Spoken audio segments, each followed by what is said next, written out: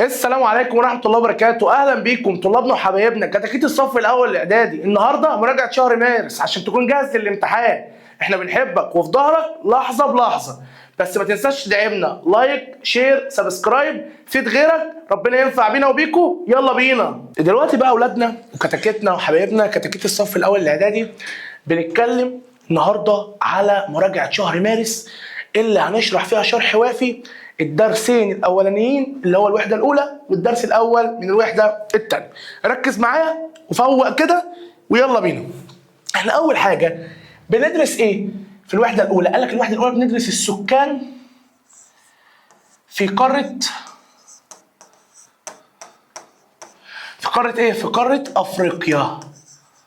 بندرس السكان في قارة ايه؟ في قارة افريقيا. طب انا بدرس ايه في السكان؟ قال لك بتدرس اول حاجة في السكان بتدرس نمو وتوزيع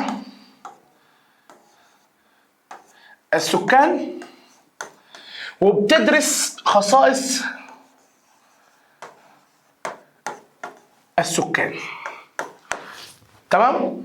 ده المفروض كلامنا في الوحدة الأولى. قال لك طب يا مستر، يعني وجع القلب اللي احنا فيه ده ليه ادرس توسيع ونمو وهرم سكاني وكل الكلام ده ليه؟ ايه السبب؟ عشان ايه؟ عشان احنا بنعمل كده. اقول لك يا حبيب قلبي، احنا بندرس كل ده لان ده بيساهم في فهم التطورات. بيساهم في فهم الايه؟ بيساهم في فهم التطورات والتغيرات السكانيه من حيث النمو والتوزيع السكاني. طب ده بيساعد على ايه؟ قال لك بيساعد ان انا احط خطط تنمويه، اضع خطط ايه؟ تنمويه. عن طريق الخطط دي ان انا البي احتياجات المجتمع، زي ان انا ممكن ابني مدارس، مستشفيات، ابني مساكن، او اتوسع في الزراعه، اوفر فرص عمل، استثمر في موارد اقتصاديه. يبقى من الاخر كده انا بدرس السكان عشان اقدر افهم التطور اللي بيحصل. حصل تطور في الزياده السكانيه، انخفاض، ارتفاع، تمام، زياده في معدل النمو، زياده في معدل المواليد، ارتفاع في معدل الوفيات. كل ده هيفهمني التطور اللي بيحصل، وبناء عليه هعمل خطط. عن طريق الخطط دي ان انا البي بيها احتياجاتي واحتياجاتك، احتياجات السكان. فبالتالي هقدر اعمل ايه؟ هقدر اعمل مستشفيات، مدارس، اوفر فرص عمل، استثمر في موارد، اتوسع في انشطه زراعيه، كل الكلام ده. طيب احنا يا مستر اول حاجه لازم نبقى عارفينها ان احنا بندرس قاره افريقيا. حلو قوي، حماده هلال في نفسنا جدا، ما احنا اكيد بندرس في قاره افريقيا. طيب احنا بندرس في قاره افريقيا؟ قال لك اول حاجه ان انت بتدرس في قاره افريقيا اللي انت بتدرس فيها ان قاره افريقيا بتقع في المركز الثاني. في المركز الايه؟ الثاني من حيث عدد السكان. طب امال مين الاولى؟ اسيا. طيب يعني قارة افريقيا فيها قد ايه من سكان العالم يا مستر؟ قال لك فيها حوالي خمس سكان العالم، خمس سكان الايه؟ العالم. طيب يعني كده يا مستر اللي انا عاوز افهمه ان قارة افريقيا بيحصل فيها تطور سكاني، صح؟ اقول لك اه طبعا. ده بيحصل فيها تطور سكاني، ده بيزيد فيها السكان كل 3 عقود. كل 3 ايه؟ كل 3 عقود. يعني كل قد ايه؟ ما ممكن الثلاثه دي تبقى 30 اقول لك اه نحط لها صفر، بس يعني انا عايز افهم ان العقد ده يعني 10 سنوات. 10 ايه؟ سنوات. طيب يعني عندنا اول حاجه عرفناها انا ليه بدرس الخصائص السكانيه، او ليه بدرس السكان، او ليه بدرس توزيع السكان، او ليه بوجع دماغي كل ده عشان افهم تطور السكان. فبالتالي هعمل خطط تلبي احتياجات السكان.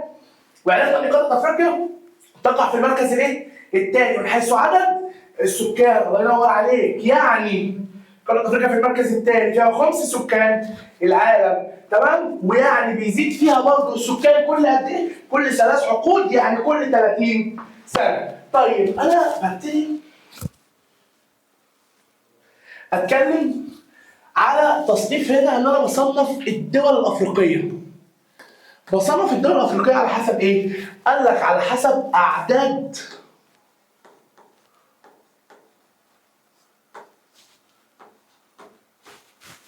بصنف الدول الافريقيه على حسب اعداد الايه؟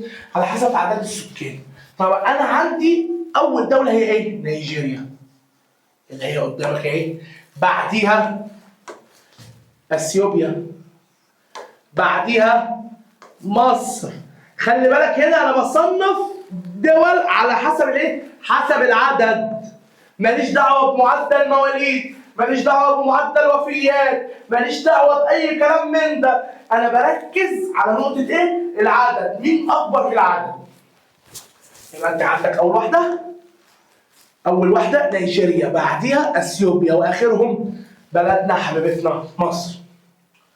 طيب هنا ايه اسباب برضه يا مستر النمو السكاني؟ ليه عندنا نمو سكاني كتير قوي كده؟ ليه بيحصل زياده عندنا؟ قال لك النمو السكاني بيحصل في قاره افريقيا بسبب حاجتين: زياده طبيعيه، زياده غير طبيعيه. قال لك الزياده الطبيعيه يعني الفرق ما بين معدل مواليد ومعدل وفيات. زياده غير طبيعيه يعني هجره، وانا عندي هجره جديده عليكم السنه دي اسمها هجره وفيه وهجره مبادره، وعندي هجره غير شرعيه. طب تعالى نشوف الكلام بيقول ايه.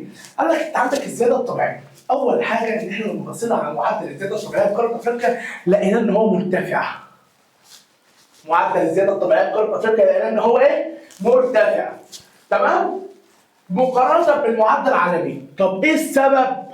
لما يجي يقول لك بما تفسر ارتفاع معدل الزياده الطبيعيه في قاره افريقيا عن المعدل العالمي بسبب كام حاجه؟ 2: ارتفاع المواليد، انخفاض الوفيات. ارتفاع المواليد، انخفاض الوفيات.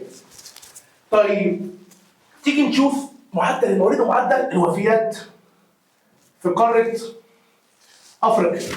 قال لك لما بصينا على معدل المواليد في قاره افريقيا لقينا ان احنا عندنا تعد قاره افريقيا من اعلى القارات من حيث معدل المواليد. طيب حيث بلغ ضعف المعدل العالمي تقريبا. طب ايه اسباب ارتفاع معدل المواليد؟ زواج مبكر. احفظها معايا بقى كده بالترتيب ده، سيبك من ترتيب الكتاب وركز معايا بترتيبي انا. اول حاجه زواج مبكر، البنت اتجوزت بدري فخلفت اكتر، يبقى عندنا كثره انجاب، يبقى زواج مبكر. بعدها كثره انجاب.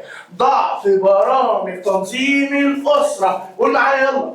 يبقى زواج مبكر، بعدها كثره انجاب، بعدها كثره انجاب، ضعف برامج تنظيم الاسره. فالناس مش فاهمه ان ده خطر. طيب مين أول دولة من حيث معدل زيادة أو من حيث زيادة معدل المواليد؟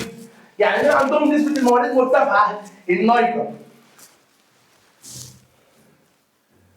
طيب عندنا معدل الوفيات، قال لك انخفض معدل الوفيات في قارة أفريقيا حتى أصبح قريب من المعدل العالمي. طب ايه اسباب انخفاض معدل الوفيات في قاره افريقيا؟ عندك سببين ما لهمش ثالث، السؤال ده مهم ركز عليه. اول حاجه تطوير النظم الصحيه، الاهتمام بصحه الام والطفل، الاهتمام بصحه الام والايه؟ والطفل. طب مين اولى الدول في معدل الوفيات؟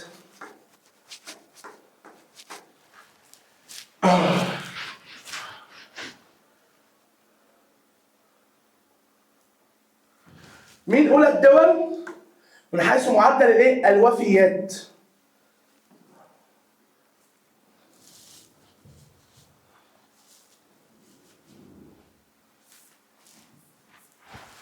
قال لك ما وصلنا لاننا عندنا اولى الدول في معدل الوفيات. انت عندك نيجيريا.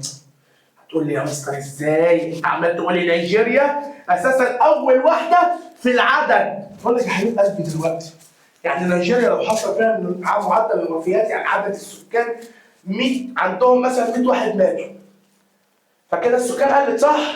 لكن لما بصينا قارنا دوله نيجيريا بالدول اللي حواليها في قاره افريقيا لانها برضو ان هي لسه مستمره ان هي الاعلى من حيث عدد السكان، يبقى ده ملوش دعوه بده، ركز ابوس ايدك. تمام؟ طيب يبقى احنا كده عندنا نيجيريا، بعديها دوله اسمها تشاد، بعديها دوله اسمها لوسوتو وتعرف باسم سوازيلاند. تمام؟ قال لك دول يعتبروا اعلى 3 دول من حيث معدل الوفيات. ليه؟ عندهم والعياذ بالله تفشي امراض مستوطنه يعني موجوده على طول، معروفه ان المرض ده منتشر في البلاد دي زي مرض الملاريا. عندهم ارتفاع الوفيات الأطفال والأمهات، الوفيات الأطفال والأمهات. طيب مين اعلى بقى الدول في معدل الزياده الطبيعيه؟ هنا دخلنا في تصنيف جديد، يبقى اول تصنيف اتكلمت عن عدد السكان، بعديها اتكلمت عن تصنيف معدل المواليد، بعد كده اتكلمت عن تصنيف معدل الوفيات، بعد كده طرحت ده من ده وطلع لي تصنيف جديد اسمه الزياده الطبيعيه. طيب عندك معدل الزياده الطبيعيه هي ايه؟ قال لك ان انت عندك معدل الزياده الطبيعيه اول دولتين، واحده اسمها الصومال الثانيه اسمها النيجر. الصومال والنيجر، الصومال والنيجر. قال لك على الرغم من ارتفاع معدل الزياده الطبيعيه بافريقيا الا انه انخفض من سنه 70 لسنه 2023. طب ده ايه السبب؟ قال لك بسبب اهتمام الدول الافريقيه والمنظمات الدوليه. بسبب اهتموا بايه؟ اهتموا بثلاث حاجات. اهتموا بكم حاجه؟ بثلاث حاجات. اولهم ضبط نمو سكاني، بعدها تطور نظم صحيه، بعدها اهتمام بصحه الام والطفل. الاهتمام بصحه الام والايه؟ والطفل. صلى على رسول الله. طب ممكن نطلع سؤال تاني من هنا؟ يعني مثلا بدل السؤال بما تفسر ليه انخفض عدد السكان، قصدي او ليه ارتفع معدل الزياده الطبيعيه في قاره افريقيا بس هو انخفض من سنه 70 لسنه 2023، ايه السبب؟ ممكن يجي سؤال تاني اقول لك ممكن يطلع هنا سؤال حلو جدا. ممكن يطلع سؤال ما له علاقه. وركز معايا في السؤال ده. ما العلاقه بين؟ ما العلاقه بين مين بقى؟ هاخد أول حتة دي، الدول المنظمات الدولية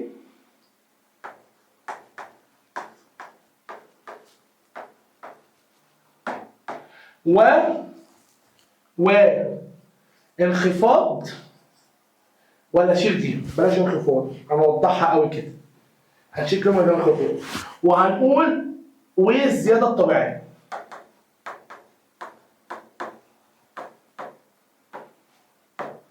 ايه العلاقه ما بين المنظمات الدوليه والزياده الطبيعيه؟ العلاقه ما بينهم ان المنظمات الدوليه تمام والدول الافريقيه اهتموا بضبط النمو السكاني وتطوير النظم الصحيه والاهتمام بصحه الام، مما ادى الى انخفاض الزياده الطبيعيه. دي الاجابه.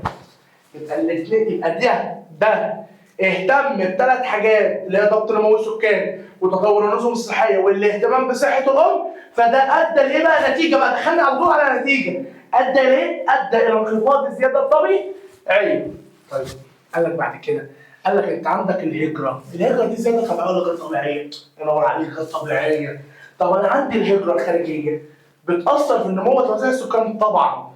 فانا عندي نوعين السنه دي جداد، عندي هجره اسمها هجره وافده، عندي هجره ثانيه اسمها هجره مغادره او هجره نازحه. طب الهجره الوافده قال لك دوله جنوب افريقيا تعتبر اولى دول افريقيه جذبا للمهاجرين، بتجذب المهاجرين. طيب عندك الهجره المغادره قال لك بالذات اوروبا وامريكا الشماليه ودول الخليج. بيروحوا فين؟ بيروحوا لاوروبا وامريكا الشماليه ودول الخليج. طب يا مستر انا برضه مش عارف ايه الفرق ما بينهم.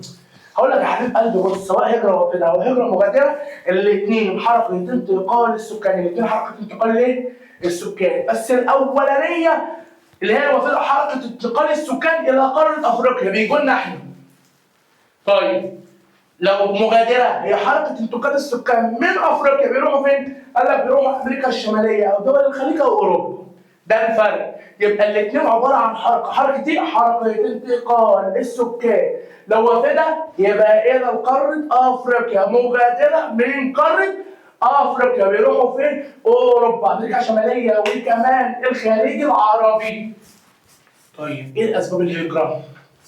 اسباب الهجره هحفظها لك بشكل حلو جدا. عارفين ان انا اروح ادور على نفسي، عارفينها طبعا في الاغاني زي الاكس.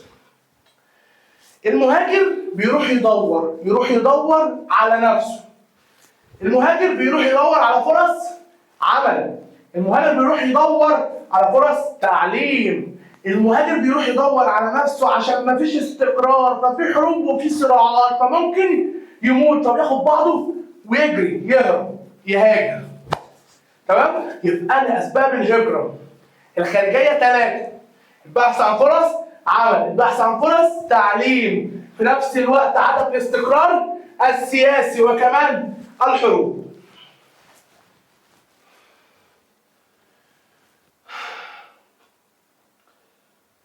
طيب بعد كده قال لك انت عندك حاجه اسمها الهجره غير الشرعيه. الهجره غير الشرعيه هي حركه انتقال الافراد، ان الفرد ده بيتنقل، بس هل بيتنقل بطريقه شرعيه ولا غير شرعيه؟ غير شرعيه، الله ينور عليك. طب بيخش الدوله ازاي؟ قال لك يا بيخش الدوله من غير تصريح، معهوش ورق اصلا ان هو يخش، او بيتجاوز مده الاقامه القانونيه. تاشيره مش بيبقى لها مده، بيبقى لها مده. انا ممكن اكثر المده واقعد، يبقى انا برضه كده اصبحت مهاجر هجره غير شرعيه. طيب الهجره غير الشرعيه تمام من افريقيا لاوروبا هينتج عنها ايه؟ تاثير سلبي ولا ايجابي؟ تاثير سلبي. هينتج عنها تاثير سلبي تمام على استقرار وامن الدوله، على استقرار وامن ايه؟ الدوله. قال لك المهاجرين غير الشرعيين بيتعرضوا لاخطار كتيره جدا، بيتحرموا من حقوقهم، بيتعرضوا لخطر الغرق والاستغلال وكل الكلام ده. عشان كده بتسعى الدول الافريقيه الى تحقيق المزيد من التنميه، وان هي في نفس الوقت تقلل ايه؟ تقلل ظاهره الهجره غير الشرعيه. طب هي هتعمل ايه؟ قال لك دلوقتي المهاجر انا قدامي مشكله اسبابها، وهنا هكتب مقترحات حلها. انا عندي اسباب الهجره، اول حاجه ان انا بدور على فرص ايه؟ فرص عمل، صح؟ طيب المقترح او اللي هي بتعمله قاره افريقيا عشان تقلل الظاهره دي ان هي بتبتدي تطور الاستثمار. طيب يا مستر لما هي تطور الاستثمار ده هينتج عنه ايه؟ هينتج عنه هنا توفير فرص عمل. يبقى دي المشكله سببها ادي حلها. تمام؟ ادي المشكله وادي سببها ايه؟ حلها. كلام كده صعب؟ طيب قال لك في نفس الوقت الناس ما عندهاش توعيه بخطوره الهجره. طب انا اعمل ايه؟ قال لك الناس ما عندهاش توعيه بخطوره الهجره، فانا بالتالي اوعي الناس بمخاطر الهجره. طيب الناس في نفس الوقت بيسهلوا الهجره غير الشرعيه.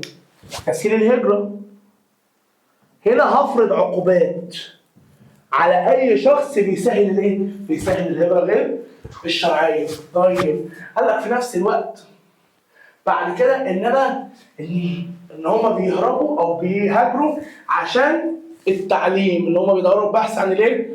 عن التعليم. فهنا ابتدي اعمل ايه؟ الاستثمار في التعليم.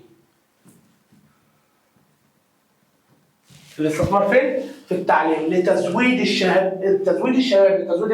الشباب بالمهارات اللازمه للاسواق او للسوق العمل.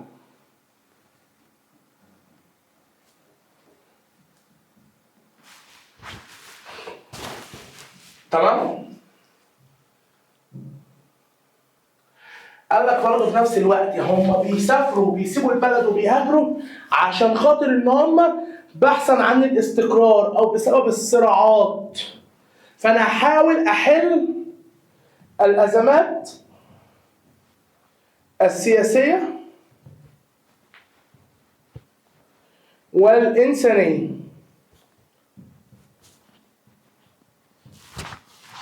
كلام كده صعب في حاجه؟ يلا بينا. صلي على رسول الله.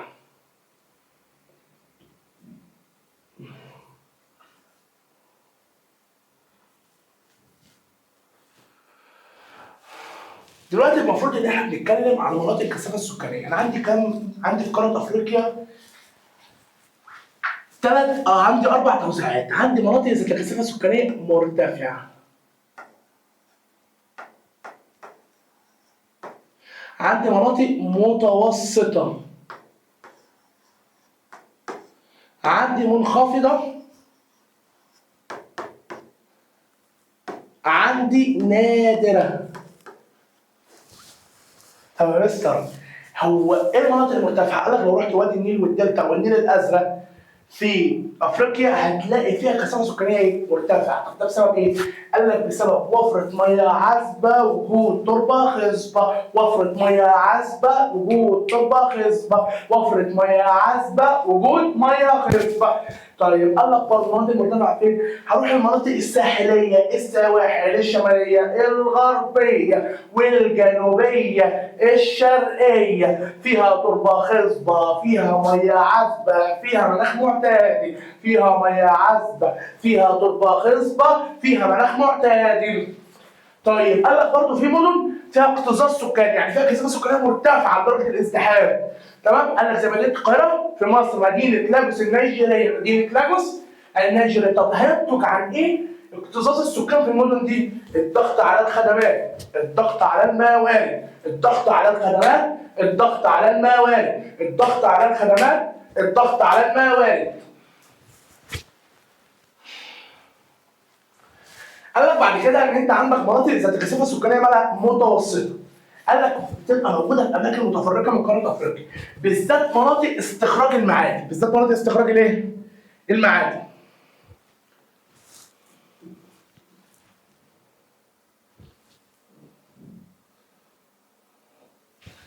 بالذات مناطق استخراج المعادن، بالذات مناطق استخراج الايه؟ المعادن. خلاص شكرا.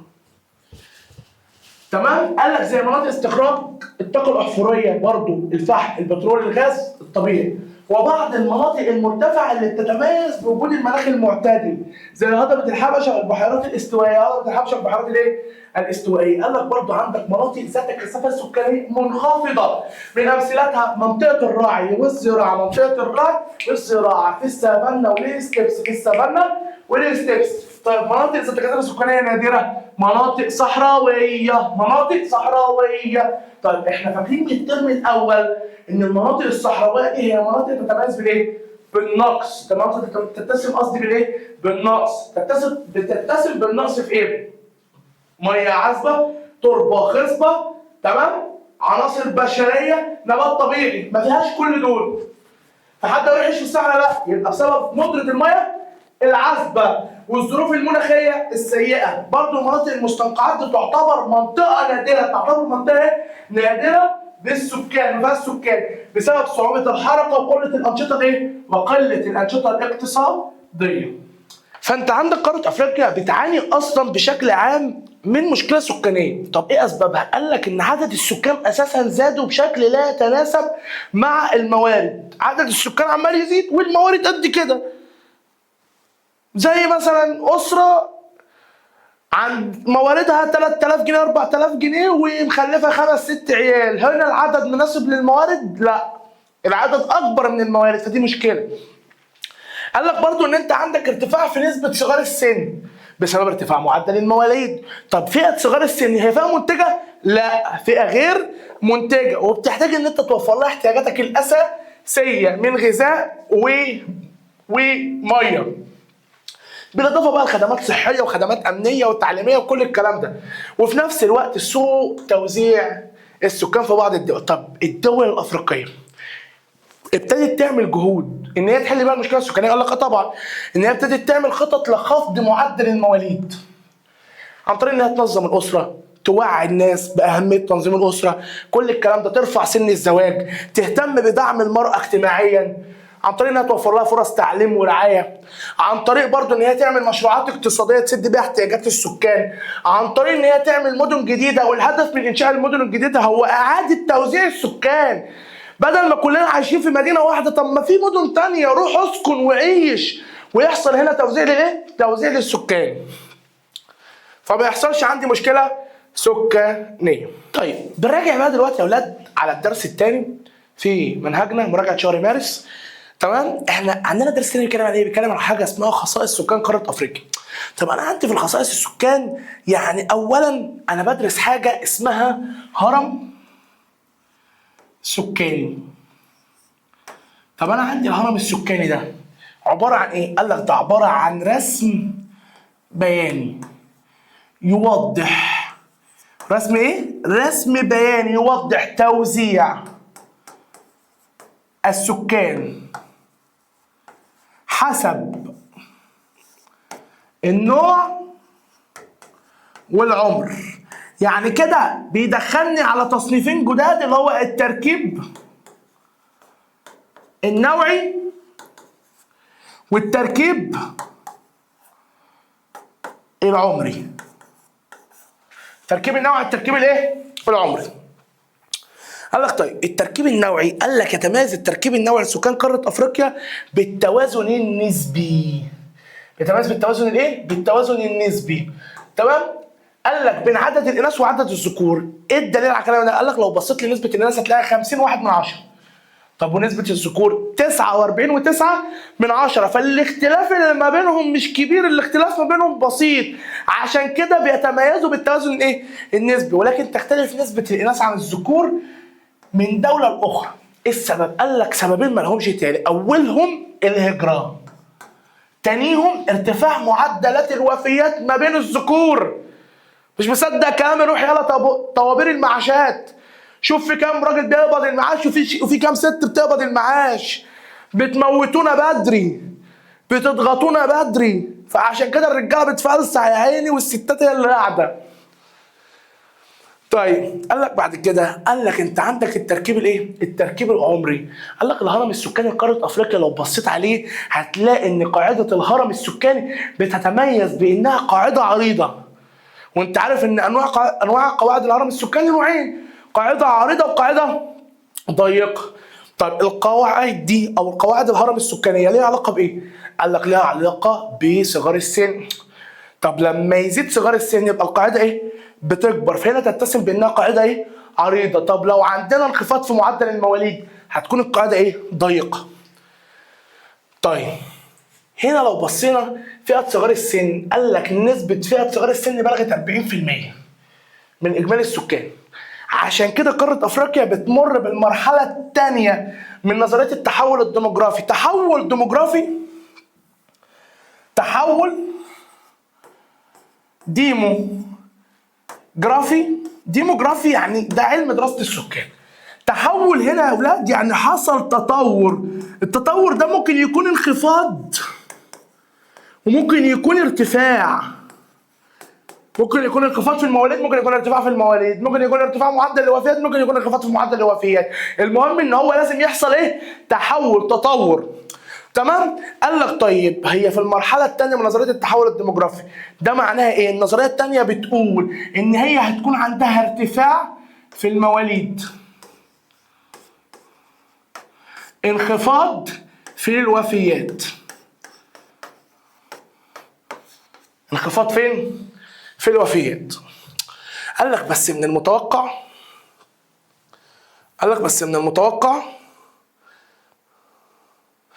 ان سنة 2050 ان نسبة صغار السن دي هتقل. بسبب ايه؟ قال لك بسبب حاجتين: برامج تنظيم الأسرة. فالناس بقت فاهمة بخطورة زيادة صغار الايه؟ السن، او زيادة او ارتفاع معدل المواليد، ورعاية صحة المرأة ورعاية صحة المرأة. يعني كده الناس هتنتقل من المرحلة الكام؟ الثالثة الى هتنتقل قصدي من المرحله الثانيه هتروح المرحله الايه؟ الثالثه. يبقى كده هتنتقل من المرحله الثانيه هتروح للمرحله الكام؟ الثالثه من نظريه التحول الديموغرافي اللي هي بتتسم بانخفاض المواليد وكمان الوفيات. انخفاض المواليد وكمان الوفيات. طيب فئه سن العمل، قال لك الفئه دي تعتبر بتزيد على الناس في سكان القاره. قال لك والفئه دي هي القوه العامله، هي اللي بتتحمل جزء كبير، بتتحمل قصدي الفئتين التانيين سواء صغار سن او كبار السن. لكن الفئه دي بتواجه تحديات. الشاب مننا يبقى اسمه شاب وظهره وجعه، رجليه مش قادر يقف عليها، شعره بيقع، شعره بيقضي زي حالاتي كده.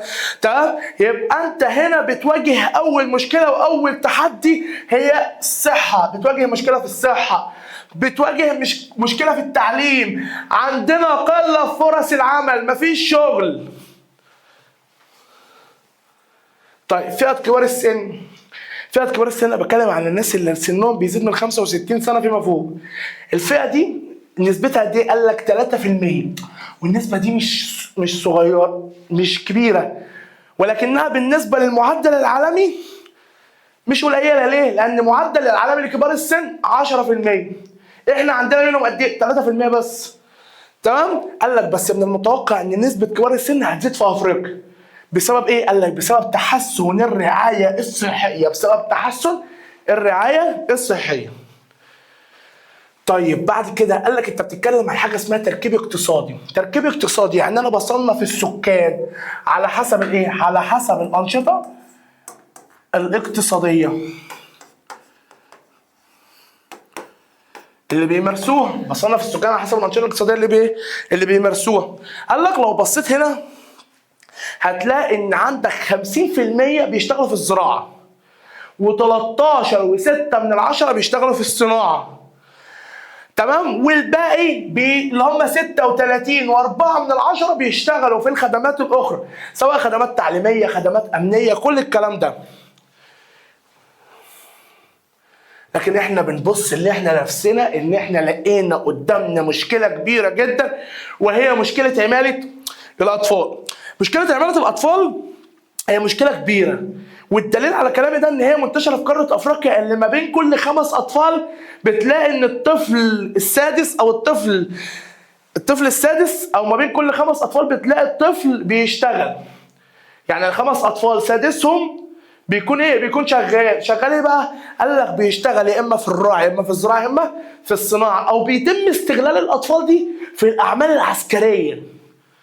بيدخلوهم حروب، سواء بقى حروب اهليه، حروب ما بين دول، المهم ان هم بيستخدموا الاطفال في الحروب والاعمال العسكريه. طب ليه يا مستر؟ يعني السؤال المهم، بما تفسر انتشار عماله الاطفال بقاره افريقيا؟ اولا ارتفاع معدلات الفقر. ارتفاع معدلات الفقر، انخفاض معدلات القطب التعليمي. انخفاض معدلات القطب ليه؟ بالتعليم. عدم الاستقرار السياسي، مفيش استقرار سياسي في بعض الدول. مفيش استقرار سياسي في بعض الايه؟ الدول. طب احنا مين عندنا اكبر دول في عماله الاطفال؟ اول دوله اريتريا، تاني دوله الصومال، تالتها الكونغو الديمقراطيه. طيب احنا نعمل ايه عشان نحل مشكله عماله الاطفال؟ او افريقيا تعمل ايه عشان تحل عماله الاطفال؟ قال لك الزاميه التعليم الاساسي، اقدم خدمات لدعم الاطفال، اعمل برامج لمحو الاميه، اوعد مخاطر عماله الاطفال. قال لك بعد كده، قال لك انت عندك التركيب اللغوي لسكان قاره افريقيا. تركيب لغوي يعني انا ببتدي اصنف السكان على حسب اللغه. لما بصينا لقاره افريقيا لقينا عندنا لغه سواحليه، عندنا لغه عربيه، عندنا لغه الهوسه، او احنا بنقولها لاولادنا بالمفهوم الدارج، او ان احنا بنحاول نحفظها لهم بطريقه سهله وبسيطه. تمام؟ ثواني بس اقفل التليفون ده عشان نازل تن.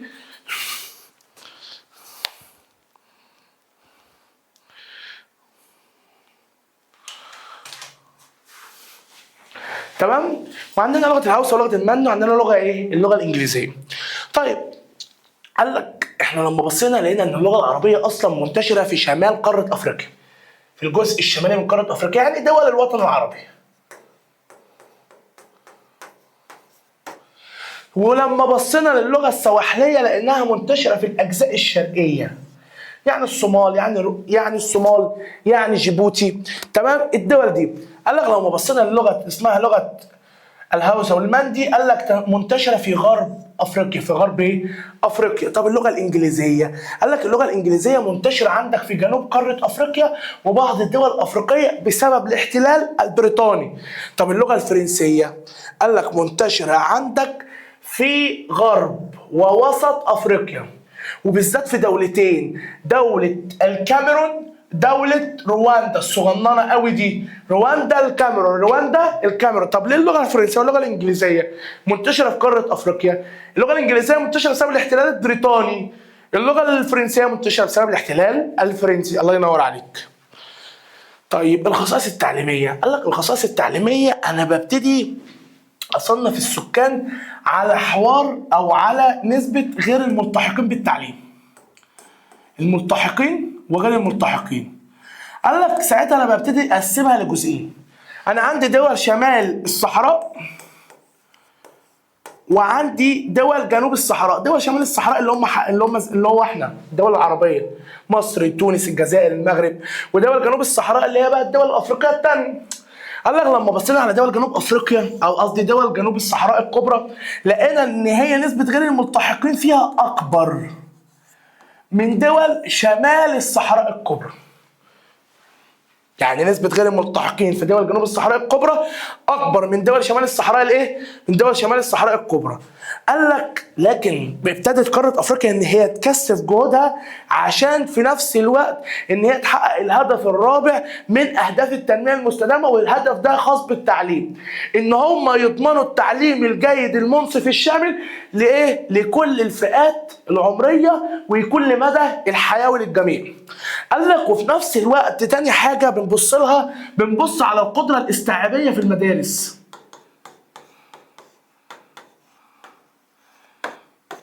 القدرة الاستيعابية في المدارس، لقينا دول بقى عندها القدرة الاستيعابية ان هم بيستقبلوا عدد كبير من الطلاب، وفي دول تانية لا. طيب لما بصينا ان في دول بقى عندها قدرة كبيرة على استيعاب عدد اكبر من الطلاب والتلاميذ في قلب المدارس، لقينا عندنا 3 دول. عندك مصر حبيبتي هي بلادي، وعندك تونس اخواتنا، وجنوب افريقيا جيراننا.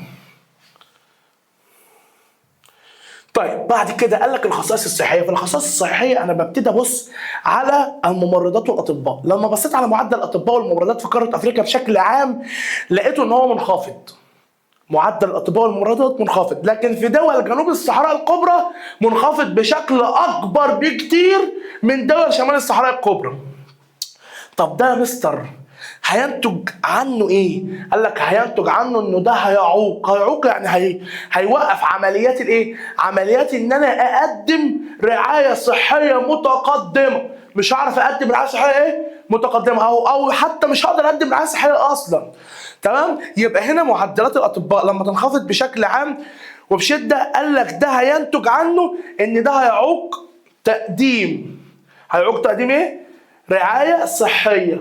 هيوقف ان انا اقدم، او هيعطلني ان انا اقدم رعايه صحيه ايه؟ متقدمه. تمام؟ وفي نفس الوقت هيؤدي الى انتشار الامراض.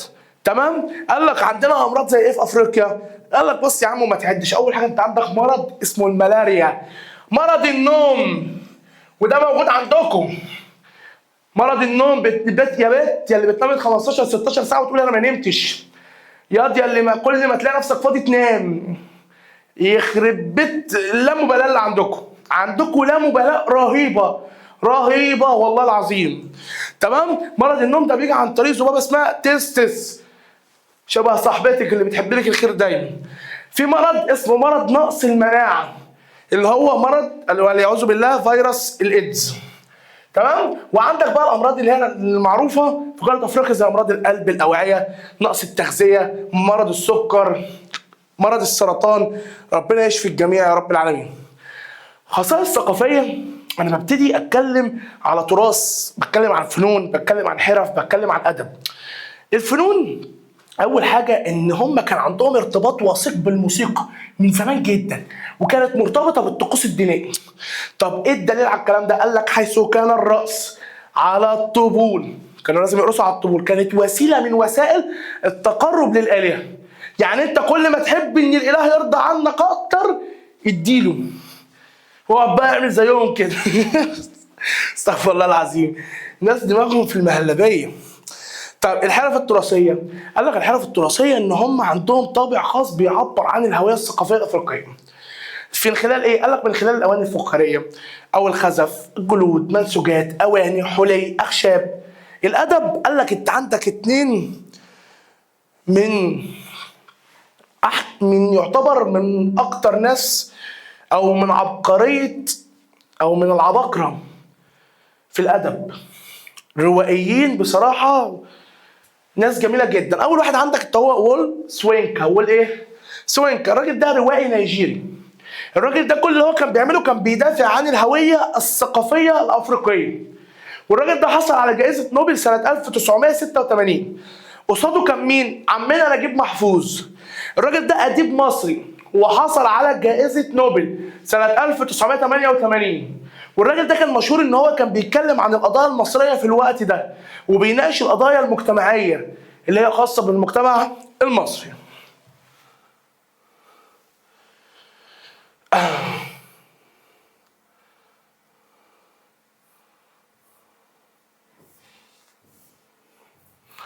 طيب دلوقتي احنا بنتكلم على دور افريقيا ومصر في الحفاظ على التراث. قال لك التراث الثقافي لقاره افريقيا ده يعتبر تراث عظيم، تمام، وفي نفس الوقت ثروه عظيمه.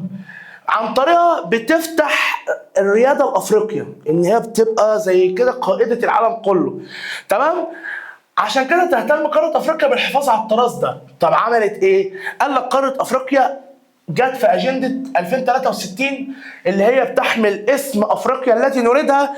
كان في هدف خاص ببناء الهويه الثقافيه قويه، وكان في شعار جه في قمه الاتحاد الافريقي، تمام، بعنوان الفنون والثقافه والتراث ادوات لبناء افريقيا التي نريدها. وتاكيد على الدور ده مصر كان ليها دور كبير في انها تعزز التعاون، تقوي التعاون الثقافي ما بين دول افريقيا من خلال ان هي نظمت فعاليات، مؤتمرات ومهرجانات وكل الكلام ده. قال لك زي ايه؟ قال لك زي مهرجان الطبول والفنون التراثيه الخاص بالفن الشعبي، الفن الاصيل بتاعنا، تمام، زي اللي انت خدتها كده في ابتدائي، الرقص بالعصا اللي هو فن التحطيب ورقصه البمبوطه وكل الكلام ده. وكمان عملت مهرجان اسمه المهرجان العربي الافريقي للفنون الشعبيه. دلوقتي بقى اولادنا وحبايبنا، احنا بنتكلم على الدرس الاول في الوحده الثانيه، هنراجعه مراجعه بسيطه كده ونركز على اهم النقاط عشان ما يبقاش طولنا عليك وتعبناك معانا، وتكون جاهز وجامد قوي لامتحان الشهر، واطمنا عليك بعد كده اما ترجع من الامتحان وتقول لنا عملت ايه في الكومنتات. اوعى تنسى، طمنوني عليكم. احنا قدام شخصيه عظيمه ذكرها التاريخ اسمه محمد علي بشكل سهل وبسيط. عندنا واحد اسمه محمد ايه؟ محمد علي. ماله محمد علي ده يا مستر؟ محمد علي ده كان في الاصل يوناني من بلد اسمها قولة او من مدينه اسمها قولة في اليونان. الراجل ده انضم للجيش العثماني. الراجل ده جه مصر امتى؟ وقت الحملة الفرنسية عشان يحرر مصر من الحملة الفرنسية، عشان يحرر مصر من الحملة الايه؟ الفرنسية.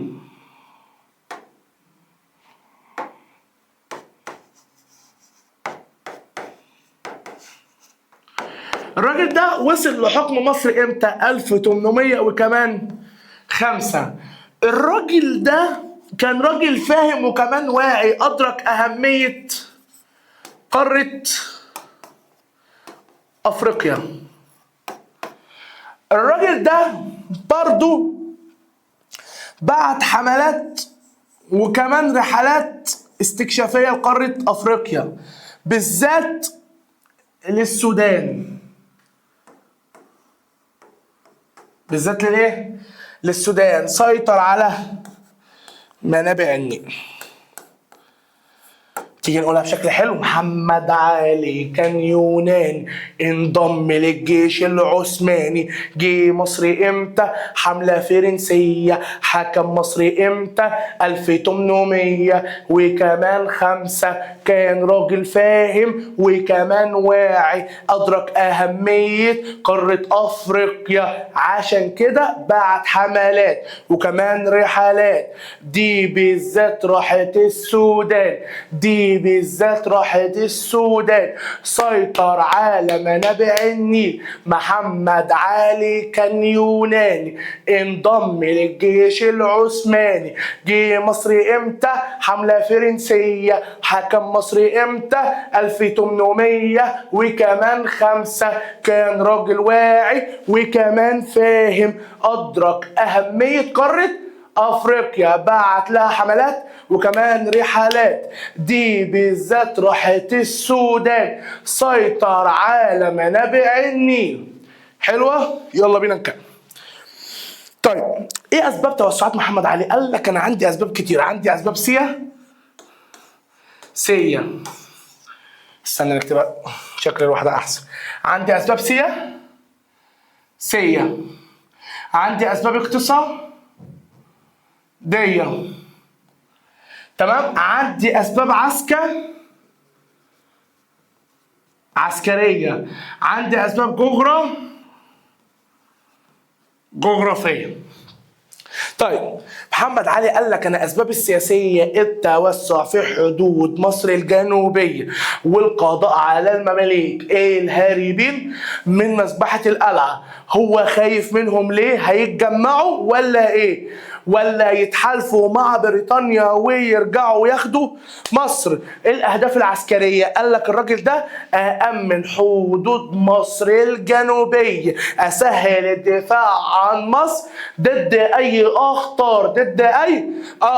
طب الاهداف الجغرافيه استكشاف منابع النيل والمناطق الاستوائيه، استكشاف منابع النيل والمناطق الاستوائيه. الاهداف الاقتصاديه استثمار الموارد الاقتصاديه. دهب عاج صمغ عربي. اول حمله بعت ابنه اسماعيل باشا، واسماعيل باشا وهو جاي جاب معاه علماء مصريين وفرنسيين. قدر يوصل لمنطقه اسمها سينار 1821. سيطرت الحمله على عده مدن. المدن دي لو انت حفظتها بالطريقه بتاعتك عمرك ما هتحفظها. تعال احكي لك قصه. كان في يوم من الايام وفي وقت من الاوقات كان في واد اسمه وادي حلفه، كان بيلعب مع بنت صغننه اسمها دنكولا. كانوا بيلعبوا بالكوره. البنت دي عيله رخمه، راحت واخده منه الكوره، فهو فضل يزعق ويدبدب في الارض وقال لها هاتي كورتي. تمام. فالمهم ما اديتوش الكوره وفضلت تجري، هو يجري وراها ويعيط. وهو في الطريق عدى على بنت صاحبته اسمها مرو، قالت له مالك بس في ايه؟ اهدى، بطل عياط وبطل بربره. فضل يعيط لحد ما جه واحد صاحبه اسمه شندي، ضرب له البنت دنقلها واداله الكوره وقال له ما تلعبش مع البنت دي تاني. قال له حلفانه ما انا لاعب معاها تاني. نزل يلعب بالليل مع صاحبته الجديده اسمها امه درمان. دي كانت عيله شبه سوكه كده. راحت ضربته وخدت منه الكوره، فضل يعيط يقول لها هاتي كورتي. قالت له انت هتصدقني فزغلي، وراحت مفسيه له الكوره. تمام. فضل يعيط بالليل طول الليل لحد ما جه اخوه الكبير اسمه وادي مدني، ضرب له البيت ونام وخلصت الحدوته. يبقى كان في واد اسمه وادي حلفه بيلعب مع بنت اسمها دنقله، خدت منه الكوره، قال لها هاتي كورتي، ما رضيتش. فضل يعيط لحد ما قابل صاحبته اسمها مرو، قالت له اهدى، بطل عياط وبطل بربره. تمام. فضل يعيط لحد ما جه صاحبهم اسمه شندي، جاب له الكوره وقال له ما تلعبش معاها تاني. قال له حلفايه ما انا لاعب معاها تاني. نزل بالليل يلعب مع صاحبته التانيه اسمها امه درمان، ودي كانت عيله شقيه شبه سوكا. خدت منه الكوره، قال لها هات الكوره. قالت له انت هتصدقني فزغلي، وراحت مفسيه له الكوره. فضل يعيط لحد ما جه اخوه بالليل الكبير اسمه وادي مدني، فضل يعيط لحد ما اخوه الكبير الوادي مدني ده جه، ولما جه راح ضربها له ونام وخلصت الحدوته. سهله. ادعي لي بقى. تمام. محمد علي قال لك لا انا هروح السودان بنفسي. تمام. وقاد بنفسه حمله على السودان سنه 1838. ليه؟ قال لك لتفقد الاداره المصريه، راح يشوف الاحوال ماشيه هناك ولا مش ماشيه. قال لك وفي نفس الوقت اروح عشان ابحث عن المعادن. ومحمد علي قدر يوصل لمناجم الذهب اللي في مدينه دنقله، وساعتها محمد علي امر بتجاره الرقيق. عشان كده بنقول لمحمد علي ان حملتك دي يا محمد يا علي فيها جانب انساني. الجانب الانساني اللي انت لغيت تجاره الرقيق. يا مستر استنى، يعني ايه تجاره الرقيق دي اصلا؟ هقول لك يا حبيب قلبي، دي الاتجار بالبشر. الاتجار بالايه؟ بالبشر. هي عمليه بيع وشراء، عمليه بيع وايه؟ وشراء البشر كعبيد، واستغلالهم واستغلالهم للعمل الاجباري، وحرمانهم من حريتهم. قال لك طب بعد كده، قال لك بنتكلم عن رحلات سليم بيك قبطان. سليم بيك قبطان ده عمل كام رحله؟ 3. الراجل ده استكشف منابع النيل الابيض، وصل لحد البحيرات الاستوائيه. تمام. اللي بيجي منها نهر النيل. لكن الطبيعه هناك كانت قاسيه. الطبيعه هناك كانت ايه؟ قاسيه. فممكن نقول الطبيعه الجغرافيه كانت قاسيه. ليه؟ قال لك لانها وقفت تقدم الرحلات، فرجع تاني للخرطوم. ليه؟ الراجل ده لقى جنادل، وجنادل دي انا عارفها من الترم الاول، يعني صخور عظيمه. يعني صخور ايه؟ عظيمه. قال لك وفي نفس الوقت غير الجنادل كمان لها ايه؟ شلالات. طيب محمد علي دخل السودان فقال لك انا لازم اعمل مظاهر نهضه وتقدم واعمل تطور واعمل اصلاحات. اول حاجه عمل اصلاحات اداريه. محمد علي لما راح هناك لقاهم قصدي عباره عن قبائل، والقبائل هناك كان بيحصل ما بينهم صراعات. فاول حاجه وضع حملات عسكريه لارساء الامن، وضع حملات عسكريه لارساء الايه؟ الامن. وعين حاكم عام على السودان برتبه حكم دار. الحكم دار ده بيكون تابع لمين؟ لوزاره الداخليه. الراجل ده بيكون في ايده سلطتين، سلطه مدنيه، بيكون في ايده سلطه مدنيه وبيكون في ايده سلطه عسكريه. تمام؟ بس بيكون تابع لوزاره الداخليه. محمد علي قسم السودان الى 7 مديريات، ولكل مديريه مدير، ولكل مديريه اقسام، ولكل قسم ناظر. تمام؟ محمد علي طبق القانون. طبق الايه؟ القانون. اللي الدليل على كلامه ده قبض على مجموعه من الموظفين وعزلهم، حكمهم وشالهم من وظائفهم وصادر اموالهم. ليه؟ بسبب سوء ادارتهم، استغلال مناصبهم. طيب عندك بعد كده قال لك التطور العسكري. محمد علي وضع حميات عسكريه في السودان بهدف ايه؟ بهدف توفير الامن والحمايه. طب الحمايات دي كانت بتتكون من ايه؟ جنود مصريين، جنود سودانيين، القليل من الاتراك. جنود مصريين، جنود سودانيين، القليل من الاتراك. طيب بعد كده قال لك النهضه العمرانيه. محمد علي اهتم بانشاء بعض المدن في السودان. بنى مدينه اسمها مدينه الخرطوم، ومدينه الخرطوم دي انا بقول عليها 3 حاجات. بقول عين ميم. عين عاصمه. عين ايه؟ عاصمه. ميم مقر للحكمدار. وميم معسكر للجيش. الخرطوم. عين ميم عاصمة للسودان، مقر للحكمدار، معسكر للجيش. تمام؟ مش بس كده، بنى فيها مباني حكومية، وبنى فيها مسجدين وكمان مستشفى، وعمل فيها ترسانة لصناعة السفن النيلية. بنى فيها مخازن وكمان مصانع. محمد علي ما سكتش على كده، كمان بنى مدينه اسمها مدينه كسلة. مدينه اسمها مدينه ايه؟ كسلة. عمل فيها ابراج ومواقع للتحصينات. عشان كده السكان اتوجهوا للمناطق الايه؟ للمجاوره، يعيشوا حواليها. عشان كده اصبحت مدينه كسلة من اهم المدن الاداريه. محمد علي برضه عمل اصلاحات قضائيه. عمل ايه؟ طبق القانون العثماني بدل الاعراف والتقاليد. عين قاضي لكل مديريه كانت سلطته محدوده. عين رئيس للقضاه كان صاحب الحكم النهائي. طب التعليم، قال لك اهتم بالتعليم. نشر الكتاتيب في جميع انحاء السودان. ايه الكتاتيب دي؟ اللي هو الكتاب اللي كانوا زمان بيتعلموا فيه القراءه والكتابه ويحفظوا فيه القران الكريم. انشا بعض المدارس النظاميه.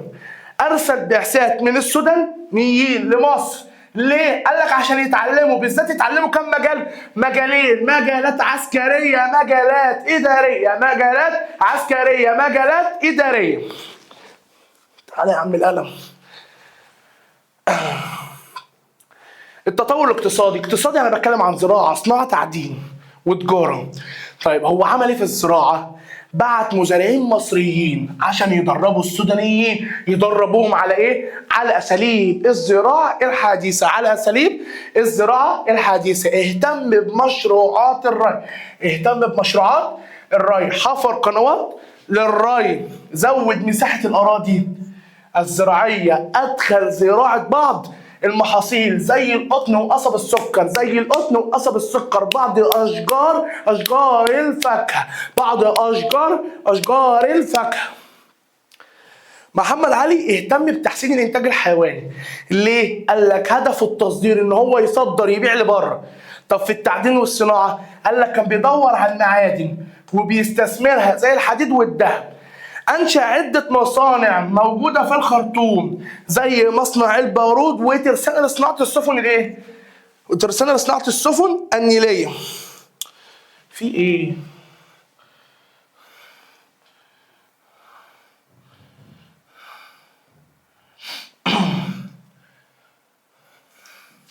طب في التجاره والنقل، في التجاره والنقل امن طرق التجاره وكلف شيوخ القبائل بايه؟ بحمايتها، ان هو يامن الطرق ويطهرها من اي عمليات سرقه او من اي هجمات سرقه وكل الكلام ده، وكلف شيوخ القبائل بايه؟ بحمايتها. لكن محمد علي كبر، وان هو يكبر ده المجتمع الاوروبي ما كانش حابب حاجه زي كده، ده كان عايز يخلص عايز يخلص منه من بدري. فعشان كده عملوا معاهده لندن 1840 اللي بموجبها تنازل محمد علي عن كل الاراضي التي يحكمها خارج مصر، واصدر السلطان العثماني فرمان. وفرمان هنا يا اولاد يعني امر سلطاني واجب النفاذ، لازم يتنفذ، لو ما تنفذش فيه قطع رقبه. تمام؟ ان اصبح حكم مصر والسودان وراثيا في اسره محمد علي. بكده بقى اولادنا وحبايبنا احنا كده شرحنا لحد الوحده الثانيه، وخلصنا الدرس الاول في الوحده الثانيه، وفرمنا منهج شهر مارس. بناء عليه انت داخل الامتحان وانت واثق من نفسك كويس قوي. بس ما تنساش لما تخرج من الامتحان ترجع للفيديو وتطمنا في الكومنتات. ربنا معاكم، وما تنساش تدعمنا لايك وشير وسبسكرايب. يلا سلام.